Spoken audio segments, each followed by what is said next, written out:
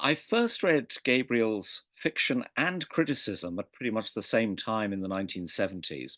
In the 50 years since then, I have read and reread both with enormous pleasure and interest. He is one of the great critics of his generation. I know it's a word thrown around, but he really is one of the great critics on either side of the Atlantic of the past 50 years. And he is also an outstanding writer of fiction. It's a relatively rare combination. Uh, Michael Schmidt and his colleagues at Carcanet have championed Gabriel's writing now for years, and they have now published his latest book, his novella Partita, and his fascinating new work on Kafka, A Winter in Surau, about Kafka's departure from Prague after he'd been diagnosed with TB, and he moved to the country to stay with his sister. And Gabriel's book is about that sad stage in Kafka's life. To start with, Gabriel will read a passage from Partita. We will then talk about both works, and at 7:45, I'll throw the event open to questions from the audience, and we aim to finish at 8 o'clock. I hope Gabriel has unmuted and will appear any second now. So I will then hand over to him when he does appear. Gabriel, welcome. Hello, hello. Would you like to start with reading a passage from Partita? Well, I will, David, thank you. But perhaps I should say a word or two about Partita Please. before I do, to just fit people in. During the lockdown, I listened to a lot of Bach. I find that somehow I always feel with Bach that there's this sort of profound sense of order underneath, and a wonderful sort of frolicsome almost sense of freedom, almost improvisation on the surface. And I find that, joyful and stimulating. And I was very struck particularly by I listened a lot to the keyboard partitas played by Malcolm Proud, an Irish harpsichordist on the harpsichord. And number 5 in particular somehow made me feel I'd love to write something that echoed it, that had some of its sort of rhythmic verve and speed. One of the movements, as you know, these partitas are made up of dance movements, but turned into Bach's own manner. And one of the movements is called corrente, running. And of course, partita, as somebody then pointed out to me, could mean, la partita, the girl who's gone away, who's run away. So I thought, yes, this is going to be a novel trying to make something of the corrente quality of the Bach, and about a girl who runs away, but also about a man running after this girl who is himself running. He's been threatened at his house, and he feels he has to vacate the flat, and he goes to see a friend, and the friend then says, please put me up, I'm in danger. And the friend says, sorry, I can't put you up. He's just about to give his girlfriend a meal, and he wants the hero out of the way. The hero is called Mike Penderecki. He's an Englishman, but of Polish descent, as you can guess. And I wanted the name because it sounds slightly different from the way it's spelled. And the woman was, I thought, might be, would have to be German, because the second movement is called Allemande. And I somehow imagined her as a ordinary sort of nightclub singer, not in Germany, I thought, but in Nice, where Mike Penderecki ends up. And in particular, she's associated with a song sung by Yves Montand. And I've always been interested in, or rather, loved French chanson, and particularly the voice of Yves Montand.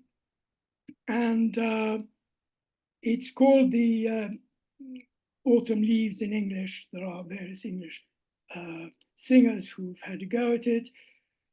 And Les Feuilles Mortes in French, it's a poem of Jacques Prévert. And I particularly wanted it set to music by Joseph Cosma, who you will know, no doubt. He was the popular composer for many famous films, including Les Enfants du Paradis and La Règle du Jeu and other Renoir films. And he was a friend of my parents when they were living in Vence. So it has that kind of, I decided that would be a nice thing to do. So in this short passage I'm going to read, it's the fifth section of the first movement, which actually is called Preambulum, not Preludium. So it's already got that ambulatory feeling about it. So here, Mike has ended up in the house of a friend in Brighton. Have another, Jerry says. No thanks, Mike says. You don't like it? Jerry says. I do, Mike says, but really, no. It's the best single malt in this benighted country of ours, Jerry says. Believe me. I'm sure it is, Mike says, but really, no. You don't mind if I do? Please. It's just that I've had quite a day, and relax, Mike, Jerry says, going over to the drinks table. Breathe in, breathe out, look at the view. There isn't a better one, the length of the south coast. He refills his glass. On a good day, he says, lifting up the glass and looking through it, you can see all the way to Dieppe. Dieppe, Mike says. Cross my heart, Jerry says, returning to his deep leather armchair. Feast your eyes, he says, gesturing towards the window. Listen, Jerry, Mike says, it's really good of you to take me in like this, but the other raises a hand to silence him. Think nothing of it, he says. Any friend of Giles is a friend of mine. We're like brothers. Then, if you don't mind, Mike says, I think I'll turn in. You can't do that, Mike, Jerry says. Sue hasn't got back yet. You've got to meet Sue. It's been a long day, Mike says. I think Giles explained that. He gave me the gist of it, Jerry says. But you know what I always say? It's all in the mind. If you think you're tired, you're tired. If you think you're raring to go, you're raring to go. Know what I mean? There's only one place I'm raring to go, Mike says, and that's to bed. Ah, bed, Jerry says. He gets up again and pours himself another drink. What a word, bed. The images it conjures up. The dreamless sleep of childhood, the fervent nights of love. What do you think of my phonograph? I've been admiring it since I came in, Mike says. Picked it up a couple of months ago, Jerry says. Been looking for that model for donkey's years.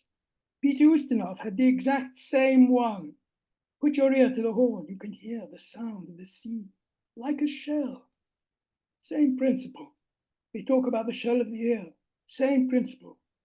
I must play you my favorite song of all time.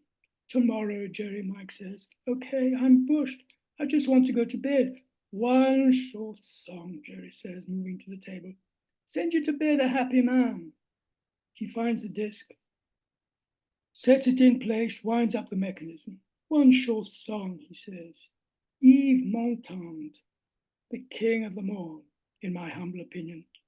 Les feuilles mortes, autumn leaves.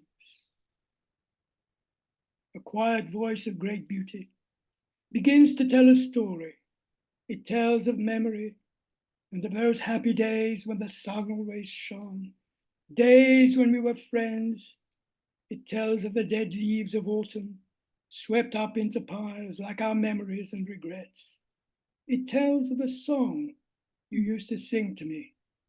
And as it does so, without effort, it swells in volume and turns into song, singing now in that lovely voice, breaking at times with emotion, yet always beautifully controlled, of how life parts those who love, and on the sands of time, even the footprints of those who once loved are effaced by the tide.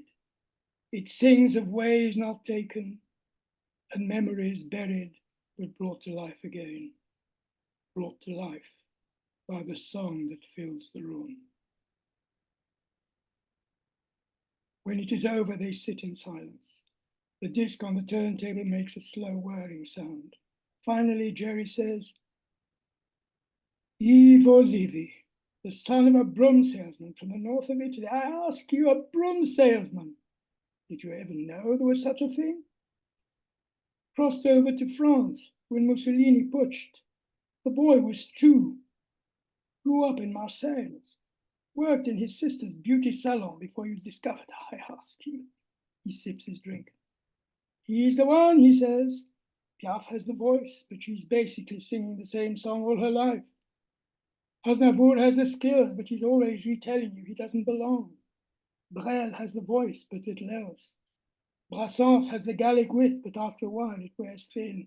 Only Montand can do it all. Only Montand can inhabit us all, can give it everything, and yet, and that is his secret, hold something back. Hold something back. He's silent, then he says, I wonder what happened to Sue. Mike stands up. If you'll show me my room, he says. The night's young, Jerry says. Have another. No, no, Mike says, making for the door. I need to lie down. Jerry heaves himself out of his armchair. You like it here, he says, leading the way down the corridor. Stay as long as you like. Sue'll look after you. But don't fool with her, if you know what I mean. He throws open a door and stands back. The bathroom's en suite, he says. Have a good night.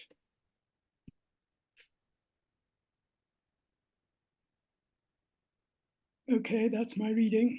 David, where are you? Thank you. Thank you so much. I'm just waiting for Jazz to start the video, and I will just do that. There we go. Thank you.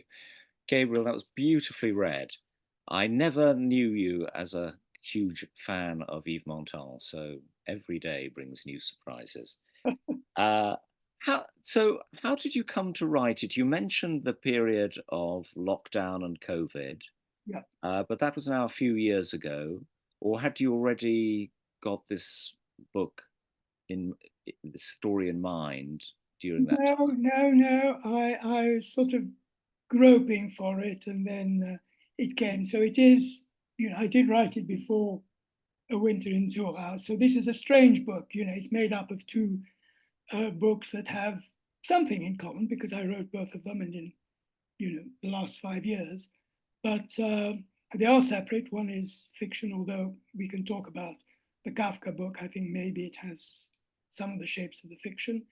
So I then began, yes, to work on it, and I suppose I finished it a year or more ago, a couple of years ago.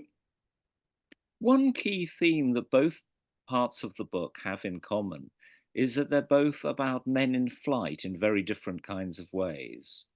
Is that a coincidence or? Yes. Well, I don't know. I mean, it was a coincidence to me. When I'd finished that, and Michael said he wouldn't be able to publish it before 24 because of the lockdown and the backlog he had and so on. I sort of couldn't keep still, and you know me. I got onto the Kafka. We can talk about that if you want now or later, I don't know. It's a fascinating mix as a story, it seems. There's a wonderful review by Nicholas Lezard in The Spectator just recently, and he talks of the Nouvelle Vague, and it has that sort of feel of French 1950s culture. And I wonder, and at the same time, it's a much more enigmatic piece because it's not a conventional thriller in any sense. Although it is a kind of thriller, it begins, as you say, with a man fleeing for his life. Um, did you feel when writing it this is a new direction for you in your fiction? No, as I say, I don't really think of the things that have gone before. I wrote it because I wanted to try and capture some of that rhythm. But of course, I've now that when I read Lezard's review, I thought, yes, I mean, what I loved about, say, Jules et Jim was, again, its speeded up rhythm. And I think I've often tried in one way or the other to capture that, which of course is more difficult to do in fiction. I think people need to read it out loud, or at least out loud in their heads, rather than, as perhaps you read a 500-page novel, just sitting back and, you know, letting the words soak in, or not even thinking about the words. So I think with all my fiction, I do hear it in the first instance, and certainly this is something I heard. I heard it. There's a particular rhythm, and it's a rhythm with a particular end. Um, so that's often the way in which the thing sort of gets going. Can you say a little bit more about the rhythm? Because as you've mentioned, you've used this word a number of times, and I just wonder what exactly it means to you with reference to this particular story. Well, as I say, that third movement, which is corrente, but the whole of Partita number 5 is is Bach in his fast mode, and so that was just something that I felt somehow I wanted to catch, but I also wanted at the center of it something enigmatic and perhaps slow, and that you moved around. So there was this sort of tension between the a central image and the rushing, the movement. And in But your fascinating introduction to the piece, and it's a wonderful passage, you use the phrase "hold something back," talking about the song, the music. And I wondered if you felt there was anything that the story is kind of holding back, because it starts with this conventional thriller feel, but then becomes a very different kind of book. And I just wonder that phrase "holds something back" seemed very resonant somehow. well, I mean, I in a way I think of all my fiction as having a mystery at its center that it can't really, it can point towards, and it can only do that. It can't actually say it, because I think the fiction usually starts when the words run out. Um, there aren't, if there were words for it, there wouldn't be any need to write fiction, because there are no words. You have to find a way of expressing that inexpressible thing. That's a very good link in some ways to the second part of the book, A Winter in Surau.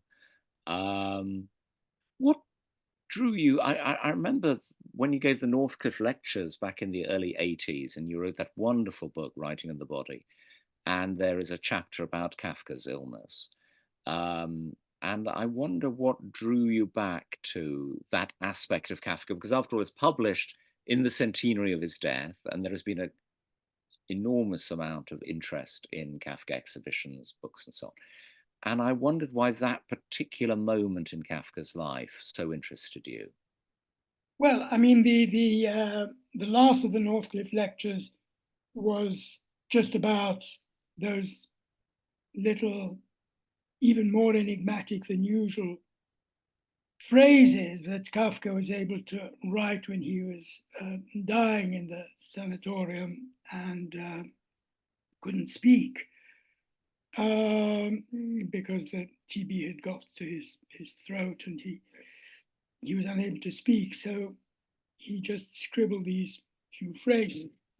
And really, that was very much a one-off.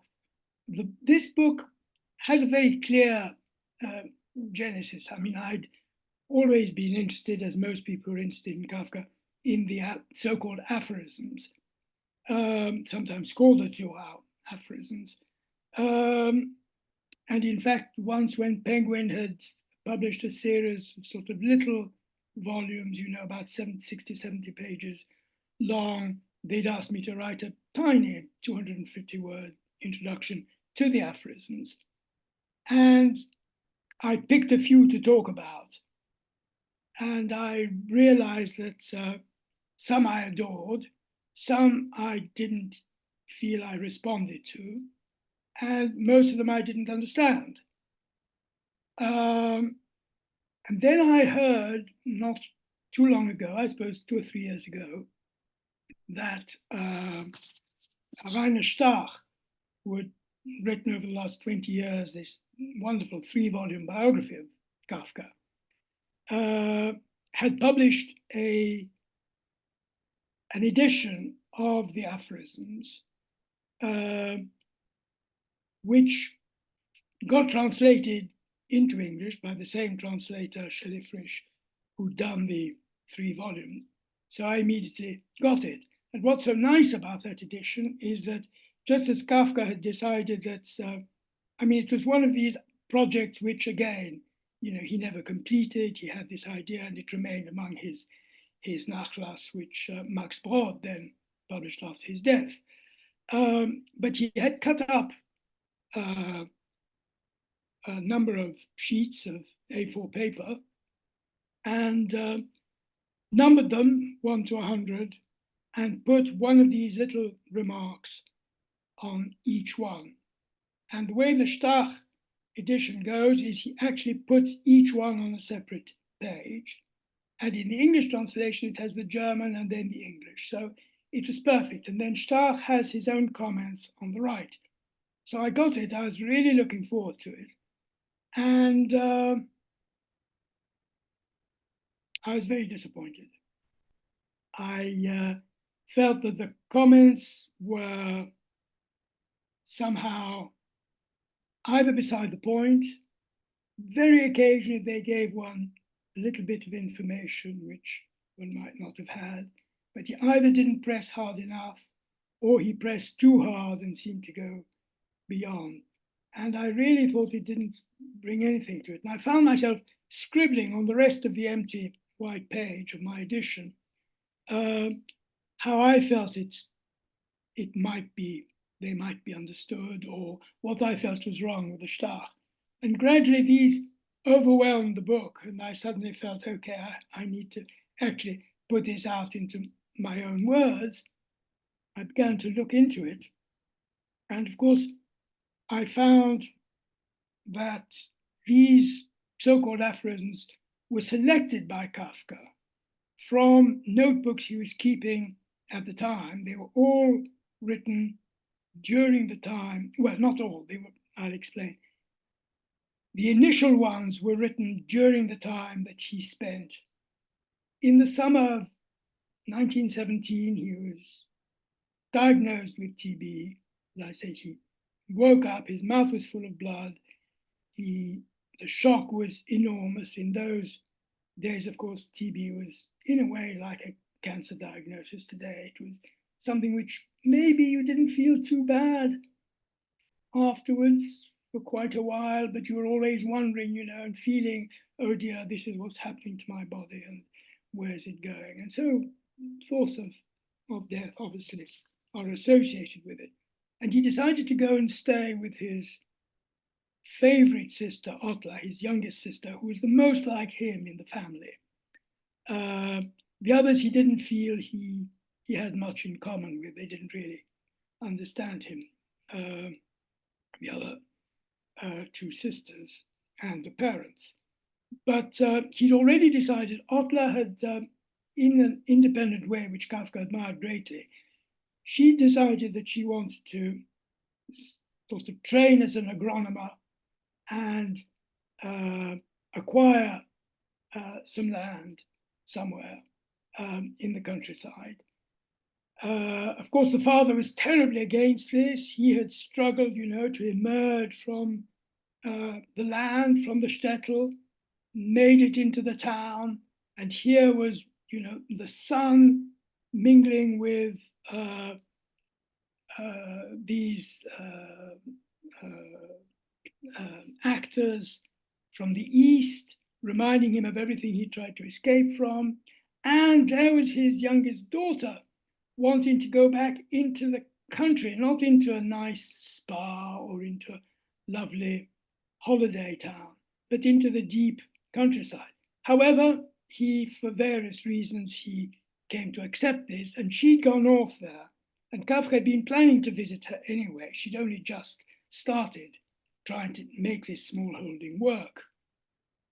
So he went off he was diagnosed in August 17, and he went off in September 17, hoping that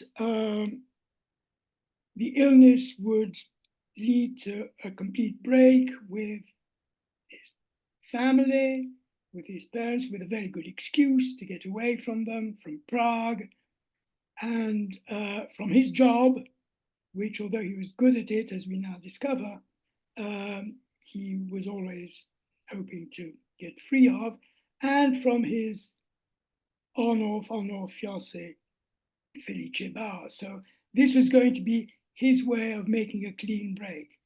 Now, he found that, unfortunately, the office gave him a period of extended leave.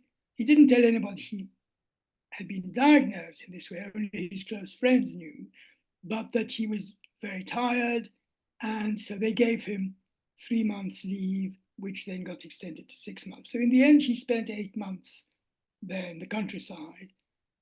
And there he tried to face himself. So where Mike Penderecki was sort of running away, if you like, running away from himself, here is Kafka in a way trying to run towards himself, which of course in a way his writing had always been an attempt to do, but it was a more concentrated attempt. And the aphorisms were part of the product of this, but he had these little octavo notebooks which he'd already got when he was in Prague, and he jettisoned the diaries that he often used. Not quite clear why, because sometimes he returned to them for the odd remark, but mainly he kept these little books, perhaps because he could slip them into his pocket and take them on walks. And it's there that he wrote a whole lot of different things. And out of these different little fragments, very little fiction, maybe the beginning, the odd start of a story, and then he stopped altogether and really tried to make sense of his life and talk in more aphoristic and philosophical terms, if you like. But eventually, by the end of those 8 months, there's a feeling, if one reads through those notebooks, that he's sort of, more and more fiction starts to come in, these strange stories violently erupt onto the page and then end, and he moves on to something else. And there's less and less of this trying to face himself in the mirror, and eventually goes back to Prague and resumes his old life, although he's broken with Felice for good. But otherwise, he carries on with the job in the insurance office until, several years later, the TB finally forces him to give it up. So, that was how the book got written. And can you give a sense of the range of the subject of the aphorisms? Because that's one of the most fascinating things about them, it seems to me. Well, what I found was I was very puzzled by the fact that some of the things which I thought were wonderful aphorisms didn't make it into this new little anthology, which he never entitled, and he then dropped, although he came back to them in 1920, and those we have include things written in 17 and in 20. But there were some wonderful things that he left out. On the other hand, some less good things, as far as I can see, which he put in. So it's very difficult to see what his principles were. And if one looks at the notebooks range from simply a phrase like walk to so-and-so, to a neighboring village, or wretched, or sunshine. So they're little telegraphic notes to himself, and occasionally they expand a little bit. and then they become either, well, as you know, either uh, rather long attempts to explain his life in terms of the sort of German philosophical language of the time, in terms of self and other and world and all that, to these mysterious little fragments like, you know, a cage went in search of a bird, and the one about the leopards coming to the temple and desecrating the temple until the uh, ritual of the temple began to incorporate that. So, as I say, it's very difficult to see quite why he picked on those things. And one of the other sort of surprising things to me was the amount of literary criticism there is. He's especially stern about Dickens, for example, and also about theology. There's a lot of theology, not just Jewish theology, but also New Testament Christian theology. Well, he's stern about Dickens, but in fact, it's because he felt that Dickens had been so important to him when he was writing his early works, and especially he mentions the what's called America now, but which actually was called The Man Who Disappeared, Der Verschollene. So that's linked to maybe to Partita. And he says that, Dickens was there behind it, but then as he reread Dickens, he feels there's also a kind of terrible, there are moments, as we all feel, I think, reading Dickens, wonderful moments, and then it falls into moments of falsity where you feel he's just churning it out and he has certain set things which he can do and he knows he can do, and he repeats it. And of course, Kafka hated that. He wanted to feel that, in a way, every word and every phrase was fresh. And the theology, was that a surprise to you, It's a rereading the great epic? surprise when I looked again. I mean, what I tried to do in the book is to reintegrate the aphorisms into the notebooks, those notebooks, G and H as they're known in the scholarly literature. I think, yes, I mean, that, and Stach is quite helpful on that, how Broad and Welch, his friends in Prague, were all at the time, and remember this was the middle of the war, were thinking about their Jewish roots, were thinking about politics, were reading a lot of German theology, as well as Martin Buber, whose work in a way also springs out of sort of 19th century German thinking, not necessarily Jewish. And this is a strange sort of mishmash. And it seems to me that whenever he starts using that kind of language, the whole thing becomes flat, and it loses the sort of intensity of the best aphorisms. I was just thinking, Kafka has always been a hugely important writer for you through your critical work. And I was just wondering how your sense of Kafka has changed since The World and the Book and the Lessons of Modernism back in the 1970s. Whether he's still as important, whether he's become even more important, perhaps. I don't know. I don't think he's particularly changed. I feel that, I read Kafka and Proust in my late teens, and they've been sort of with me ever since as sort of lodestones. And my friends complained that, I trot them out at every opportunity. For a long time, I felt I couldn't write about Kafka, that there was something there that's, in a way, you were only doing him a disservice by writing that. And then, way back 50 years ago, at the must have been the 50th anniversary of his death. Tony Rudolph was editing an issue of European Judaism with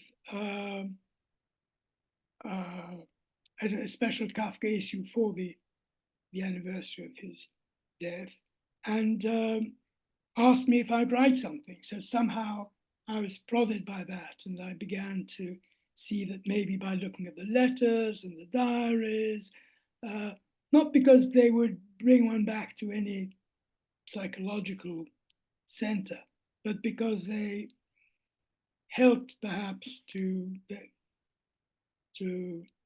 make sense, or one could sort of approach the more mysterious fiction by thinking a bit more about those. Because of course the letters themselves are and the diaries are not all that different from the fiction. I mean, everything he wrote bears the stamp of him. Not recently a volume of his office writings was published, which showed how impressive in a way he was. He wasn't just a clerk, but rather like Wallace Stevens in his insurance business. He rose to being a very important person in the firm. But the letters are also, the same problems as arise with the fiction come there. And it's very interesting because I thought that I'd perhaps finish by reading just from extracts from one of the letters, which is about a plague of mice, which he's begun when he goes there. He's full of goodwill towards the country, and writing to his friends about how wonderful it is and the peace. Then he starts to talk about the noise all around, and people are, carpenters are banging, and the sound of the animals and everything. So he keeps moving between the two, and he writes his letter about the plague of mice. And later, in a later comment on this same plague, he says to Broad, "You don't tell me anything about yourself, and I'm writing to you to keep you amused by telling you all these stories about the mice." So one of the things that is at issue for him in that period is how far everything he says, everything he writes, even the most private jottings, are somehow a show. He's writing them to impress, perhaps to impress himself, to impress other people, and how far that then somehow vitiates them and makes them, in a way, impure. So there is this extraordinary sense of a kind of artistic purity which is going to escape from all that, from the guilt and the pride and the complex set of emotions in relation to his past, to his father, to the women in his life. But then he finds that even as he talks to Felice in the last meeting they have, he's immediately blaming himself because he thinks that he's posturing, something we've all sort of, I'm sure, experienced in a relation, when one has a difficult dialogue to engage in. Is one absolutely genuine? What does it mean to be genuine? What does it mean to be yourself? So even this letter which he writes, which is passionate and funny, he's sort of, when he's told that it's doing the rounds of his friends in Prague, this very letter which he'd written to Felix Welch, the blind musician friend, who's passed it on to Brod and so on, you can see that he quite enjoys it and he quite likes that idea. But on the other hand, then he's going to blame himself because then he's not being true to what happened. He's not being true to reality. He's not being true to the world. So those are some of the issues that he deals with there. Gabriel, I think we should now throw this open to the questions, because I see there's quite a few in the inbox, and when we've done those, perhaps we can uh, get to resume with other questions. Michael Schmidt, I was excited when, who is the, for those who don't know, is the man in charge of Carcanet and the PN Review. I was excited when you sent the Partita text by the short paragraphs which made the text gallop along. When you read it aloud, I hear longer paragraphs, as though the printed text is a score depending on the voice. Is this a correct hearing? Yes. Would you like to say anything further? No, I think Mike has put it very well. Okay. Kirsty Gunn, I'm fascinated by the way you describe making Partita, almost as though you are putting various pieces together and taking great pleasure in including particular elements, your love of Montand, etc.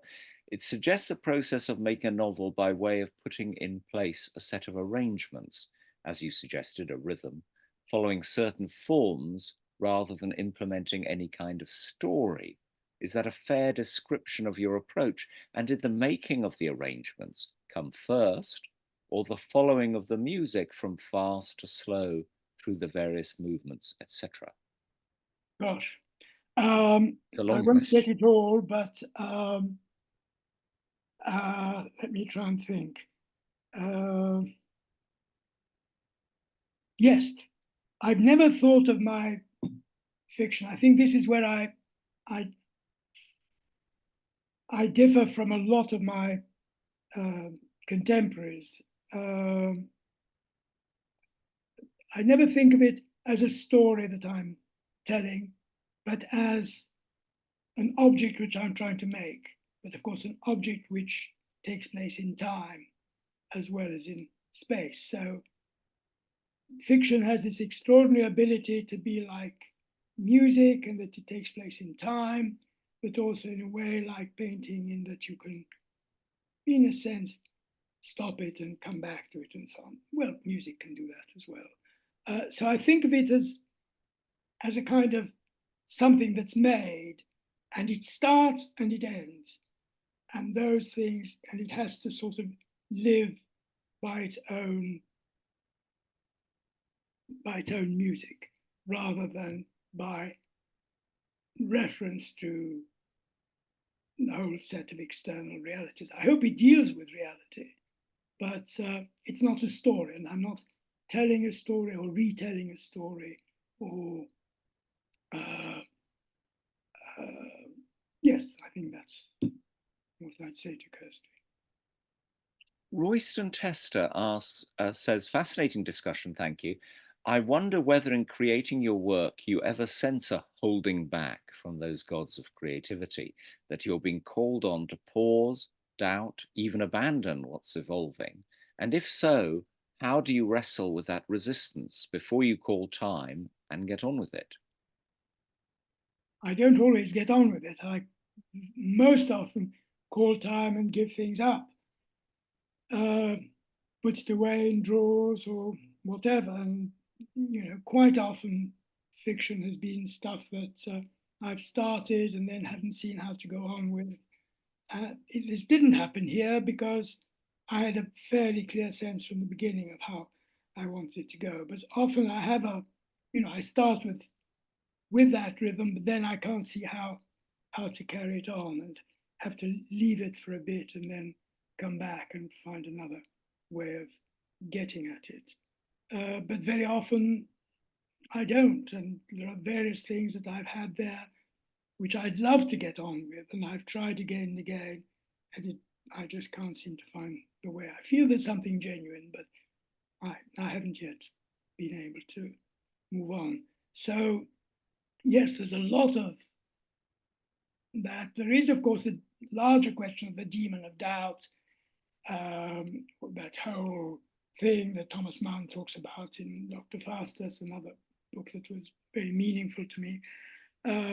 How we're all aware in the modern world of the fact that everything we say is in a way second-hand and second-rate and so on and so forth. Kundera simply uses the example of "I love you" and how impossible it is to use that phrase. But I think it's the same idea that all of it is in a way a bit used up. And so I feel that is genuine and one has to face up to that, but it's also in some way, as it is in Dr. Faus's, the devil's temptation, doubt. You've got to overcome it, but not overcome it by simply ignoring it. Somehow you've got to build it into the work. And you could say that's one of the great themes of your writing, perhaps particularly of your critical writing, this sense of looking for kindred spirits who share that feeling of doubt and anxiety about what they write and how they write it, and finding the right voice and so on. So is that fair? Yes, I mean, I think that all writers write about the things they, on the whole, the authors they love, and what they write is partial, it's not a scholarly thing. And you are looking for, I can't think of anything more off the mark than Harold Bloom's idea that somehow, there's an anxiety of influence. I think we all look for people who can help us to be more ourselves or to find that. And Kafka has a wonderful remark where he says a really good work of art, a good work of fiction, I suppose he's thinking of, is one that opens a door into a room in your life that you never knew was there. And I think that is fantastic. But it opens it for the writer as well, I think, as you're writing. And I think that one does look for one's tradition, which is, of course, a broken tradition if you're talking about the tradition of a Kafka or a Proust or so on. A tradition recognizing that you can no longer simply live off the traditions of the past. And you could say that in A Winter in Surau, one of the rooms that one didn't think was there was Surau itself and the countryside, because we always associate Kafka with Prague, and particularly this Jewish circle that he is constantly writing to and inviting to come and stay and so on. And yet there he is in this rather remote village. Do you think that does reveal a different Kafka to what we normally think of? Absolutely. I mean, in the mouse thing, you realize his unease when he has a cat brought in to try and deal with the mice, and he says he feels embarrassed. The cat is sitting there, and he says, I can't. When I take off my clothes to do my exercises before getting into bed, I feel his steely gaze upon me. Now, this is an amazing image of Kafka, which we wouldn't have had before. He has this empathy, though, with the animals of the countryside, with the pigs he sees, with the geese in the pond, and even with the villagers who, in the end, sort of accept him as a kind of strange eccentric, but he feels he sort of, just as he did with the holy rabbi of Belz or whatever it was, when the rabbi visits, or when he hears a story about a visit of his, the kind of innocence of it, the kind of innocence of going to attend a church service, a Christian church service in the local church, and finds the what we would think of as a very banal, rather moralistic sermon, Lutheran sermon, strangely moving, precisely because it is so simple. It is. So I think it does make one again think hard about the complexity of the man, and this, of course, when he went off to Joao, his friends, not only his father but his friends, were horrified. They thought Why doesn't he go to a spa? Why doesn't he go to the seaside? That was what getting away from the city entailed for them. So going out there was something very strange, but I think he relishes it.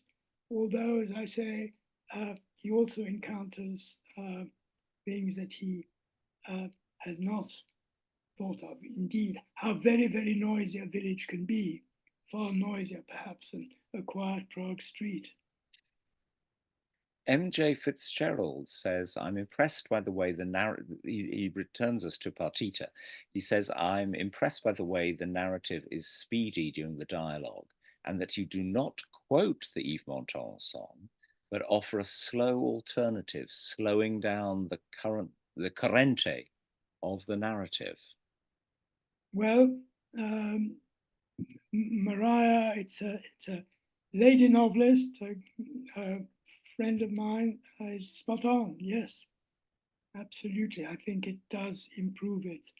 I had originally given the lyric, but actually paraphrasing it, I think improved it. We both were talking about flight in the novella and the Kafka book, and I suppose Mike is in flight from somebody who wants to kill him, and in flight in pursuit of a particular woman.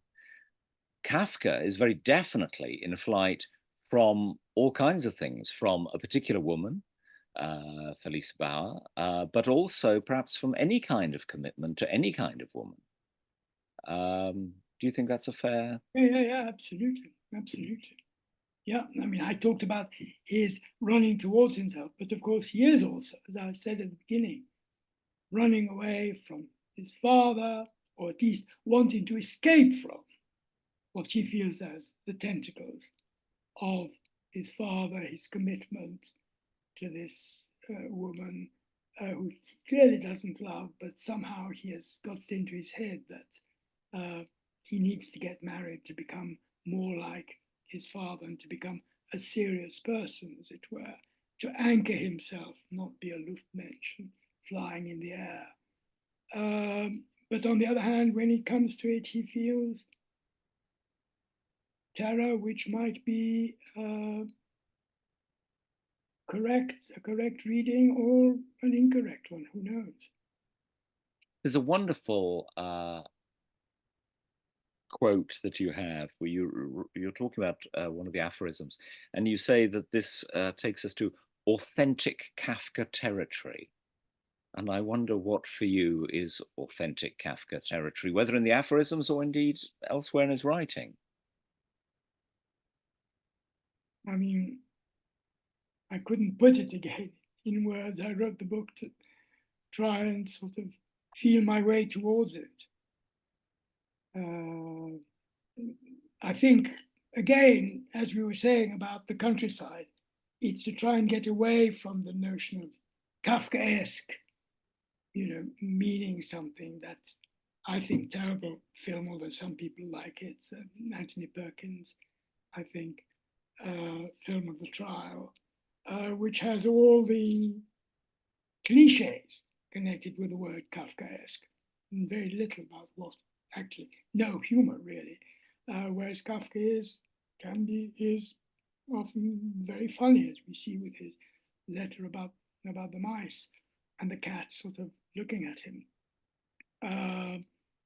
So perhaps, I'm not sure, maybe I was wrong to talk about authentic Kafka territory, as if again I'm trying to find a term for the Kafkaesque. But of course, as soon as we read the letters or the diaries or the stories, we know what we mean by that. But as soon as we try to, extrapolate, especially journalists trying to extrapolate, then it becomes this banality, I think. And is that something that's changed with all the new books that have come out in recent years? The Stach biography, the wonderful book of drawings that came out recently, some of the wonderful exhibitions. There's a wonderful, terrific exhibition in Oxford at the moment. That actually we're discovering all kinds of different aspects of Kafka all the time. Well, I'd hope so. I'd hope so. I mean, I think that, I mean, there is a disconnect between what, you know, real Kafka readers have always felt and what is termed by Kafkaesque and used by people who perhaps never read Kafka.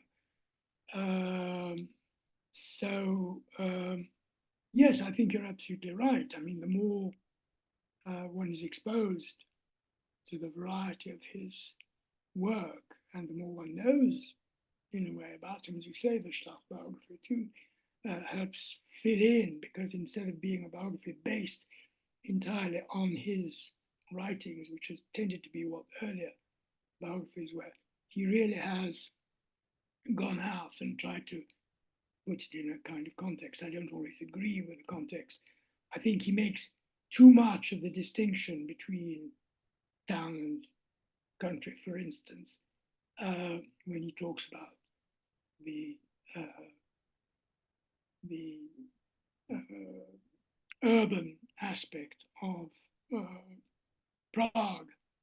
And my friend Rosalind Belbin pointed out that actually Prague, like Paris and London, no doubt, in the early years of the century, was far more invaded by animals, markets, carts bringing food to the markets, and so on and so forth, than an image of it as being, lots of cars just beginning to make their way and lots of people hurrying by, as we see in the early films of the kind that if one smelt it, it would probably smell more cityfied, more countrified than someone like Stach is suggesting. So I think he's not always right, but he does give, at every stage in Kafka's life, he does give quite a good context.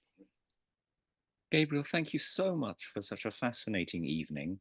I wish you every success with the book, and I wish Karkanet every success with the book also. And I should now hand back to Jasmine for a final farewell from her. Thank you so much. David, thank you so much for really fascinating questions. Thank you.